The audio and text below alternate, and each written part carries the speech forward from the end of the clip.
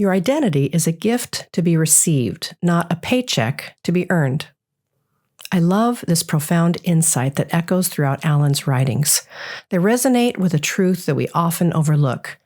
They capture the essence of grace, a grace that defines our existence not by what we achieve, but by who we are as God's beloved.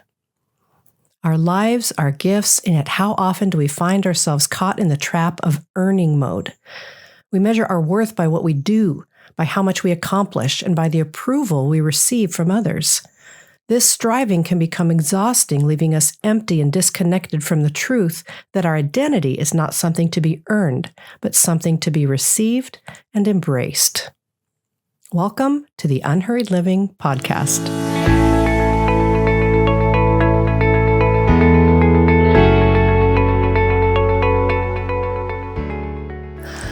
If you're new to the podcast, welcome. I'm glad you found us. And if you haven't already, please subscribe, and I'd love it if you'd share this podcast with your friends and colleagues. Let's begin our conversation with the trap of earning.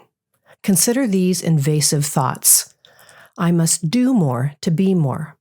I must impress others to be valued. Striving is the only way to get what I need. I must prove to God that I am worthy. Now, any one of these beliefs might be ingrained in us from a young age. Our culture also equates worth with productivity. But what if we dared to step off this treadmill of endless striving? What if we embrace the truth that our identity does not depend on what we do, but on who we are in Christ? The reality is this: you do not earn being loved. You are not measured by your productivity. Your identity is a gift, and your value is unchanging. This is the essence of grace, unconditional love, freely given by a heavenly parent who loves you just as you are. But what holds us back? Well, many of us still struggle to fully believe and live from this place of love. What keeps you from embracing this reality? What stops you from living from your true belovedness, where your worth is grounded in God's love and not in your accomplishments? Past experiences can make embracing this kingdom reality very difficult.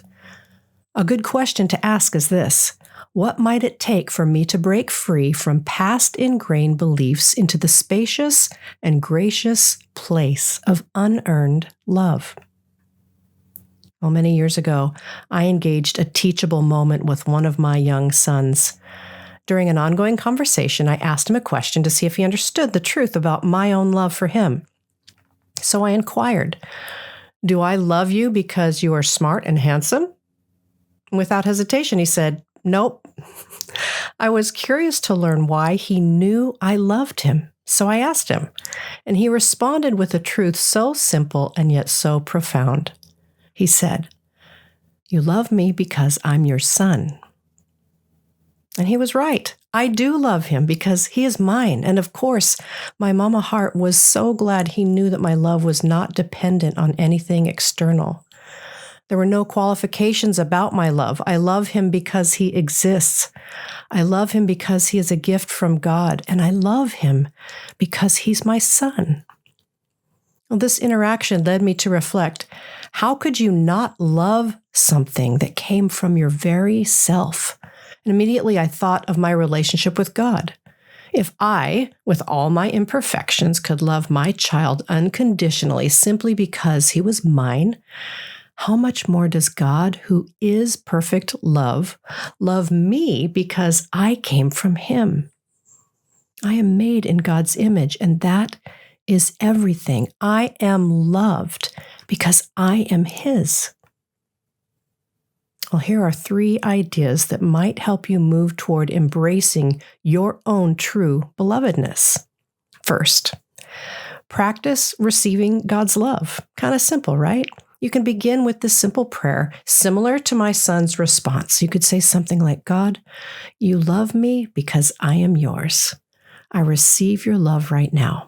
Thank you." Now, this is not manifesting or wishful thinking. You are simply stating out loud what is true. You may not feel it at first, but your brain will hear your own voice, and then it has a chance to make it to your heart.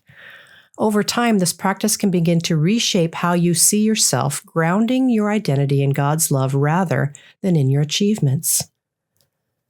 Second, you could sit in love. I learned this practice from my friend Mary. I sit in my office easy chair. I put my feet up on my ottoman, and I allow the full weight of my body to rest completely on the chair. I then imagine that I'm being held by my loving God. Deuteronomy 33:27 says, "The eternal God is your refuge, and underneath are the everlasting arms." I simply enter into this reality. The experience of my body can lead my heart to the reality of being loved without striving.